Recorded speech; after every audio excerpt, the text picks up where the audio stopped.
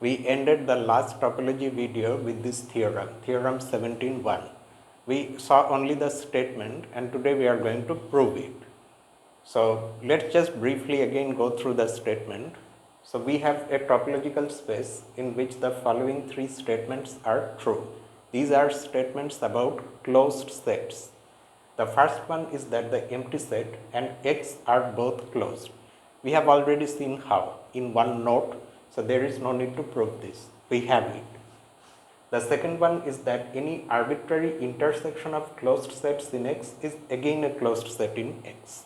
So we need to prove this one. And the third one is that any finite union of closed sets in X is closed in X. So let's start by proving number 2. Proof. Let K be a non-empty collection of closed sets in X and let C be the intersection of the elements in K. We want K to be non-empty because otherwise we cannot even consider this intersection. Vacuous intersections cannot be considered. Now it's our aim to prove that C is then itself also closed in X. Since F is closed in X for each F in K, so that is why X difference F, the complement of F in X is in the topology. That means it's open in X for each such F in K. So the union of these sets X difference F as F varies over K, that means this union will also belong to the topology because any arbitrary union of open sets is open. However, by one of the general De Morgan's laws, this union equals the complement of the intersection of these F's. But this is C. So we find that the complement of C in X is open. That means it belongs to the topology. So C is closed in X because of this fact. But that's just part 2. So next we prove part 3. So to prove part 3, we are going to need finitely many closed sets. So we have chosen these closed sets in X where n is a positive integer. Really there is one more case also where you do not choose any closed set, which is actually a bit strange to think of, but you can, instead of writing like this, you can write like this also. Just like in part 2, we considered a collection of closed sets, which is any non-empty collection.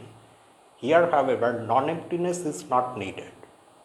You can consider any collection of closed sets which is finite and it can be empty also.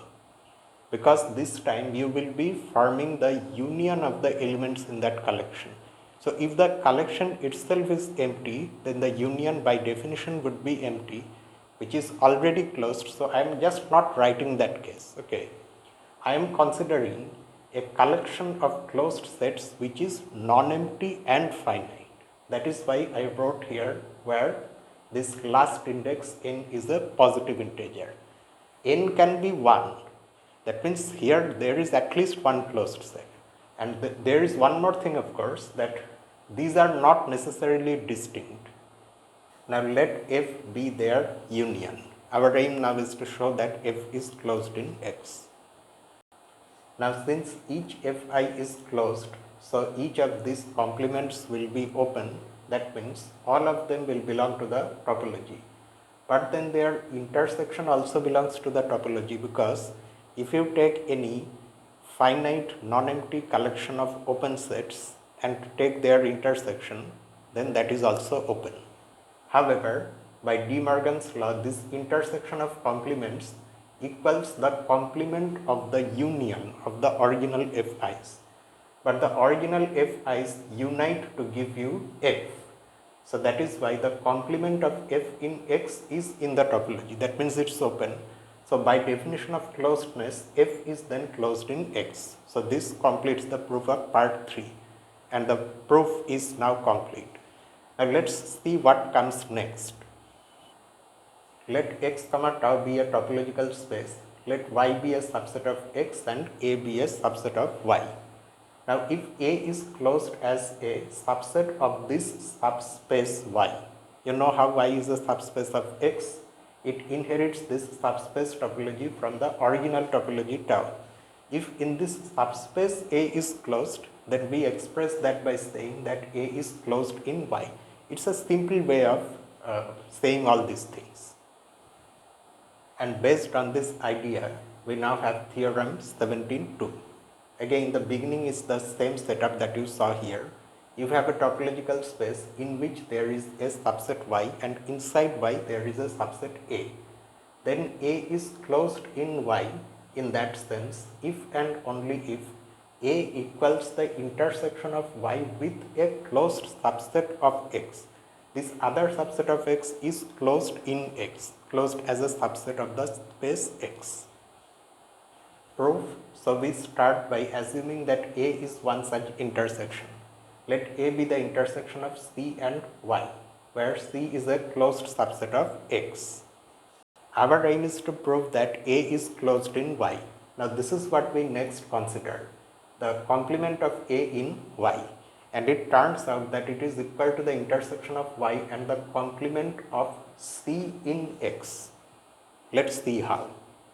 This is not a part of the actual proof, so I am going to put it between two dashed lines. So what do we want to show? We want to show that these two sets are equal. So let me start by taking any element X in Y difference A. Then X belongs to Y and X does not belong to A. Now you look at what A is. A is the intersection of C and Y.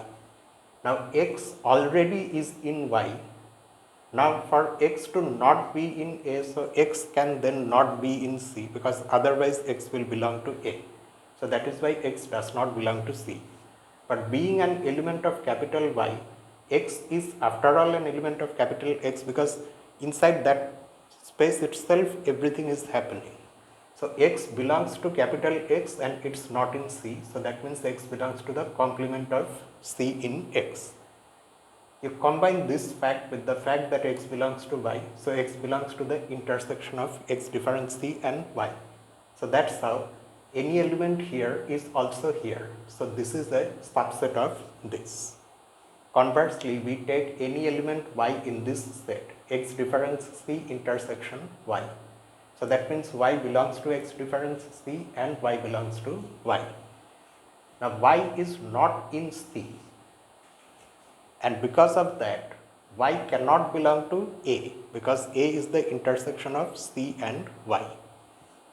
And that is why Y will belong to Y difference A. So that's how any element here is also present here. So this is also a subset of that one. Combining these two containments, you have equality. So we now have this equation legitimately proved for us. Now what is C? Originally C is a closed subset of X, and that's why its complement in X will be open in X. That means it will belong to the topology on X. And that is why the intersection of this open set and Y will be open in Y. In other words, it will belong to the subspace topology, which is the topology on Y. This, however, is Y difference A. So that means the complement of A in Y is open in Y. And that is why, by definition of closed sets, A as a subset of Y will be closed in the subspace Y. Or in other words, A is closed in Y. So we have proved one half of the claim. Now we will prove the converse. Conversely, let A be closed in Y. What does that mean? It means that the complement of A in Y belongs to the subspace topology. But how do the elements in subspace topology look? They look like this. They are intersections of Y with open sets in X. That means elements from the original topology tau. So there exists such a set U which is open in X, such that when you take the intersection of U with Y, then you get Y difference A. Now A equals Y intersection X difference U. Which one can prove from this? I am leaving the proof of this fact to you. You can prove it just like how we proved the other equation.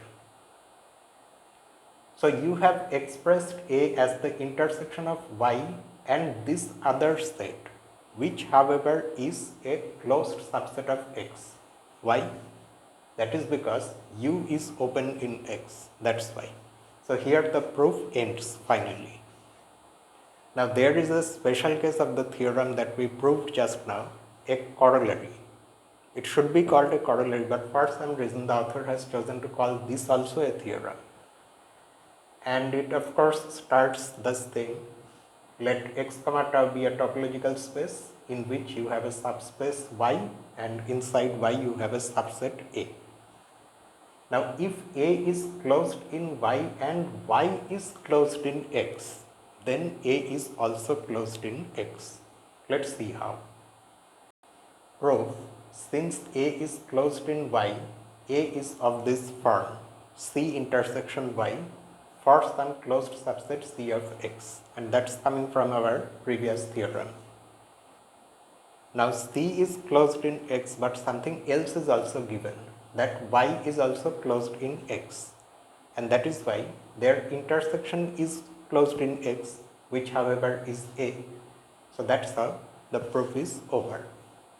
Let's end the video here. In the next topology video, we are going to see closures of sets and possibly limit points of sets also.